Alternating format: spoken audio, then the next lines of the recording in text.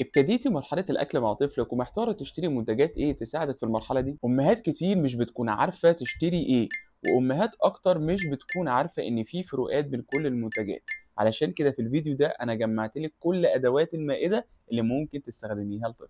أول حاجة هي الطبق، بيكون في منه نوعين، نوع بلاستيك ونوع سيليكون، والاتنين في منهم متقسم ومش متقسم. تاني حاجة هي المعالق، بيكون في منها 4 أنواع، السيليكون والبلاستيك والحرارية والسوفت.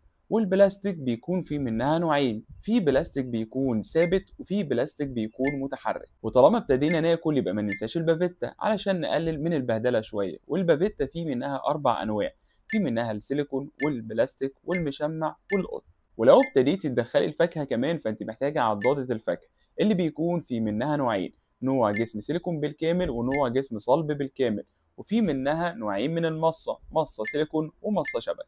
ولو حبينا نروق على البيبي فهنجيب له هاي تشير اللي هو كرسي الاكل، وده بقى فيه منه انواع كتير قوي. وطالما دخلنا الاكل للبيبي يبقى ضروري ندخل معاه الميه، والميه هنديها في كوبايه للبيبي، المصه بتاعتها تكون سيليكون.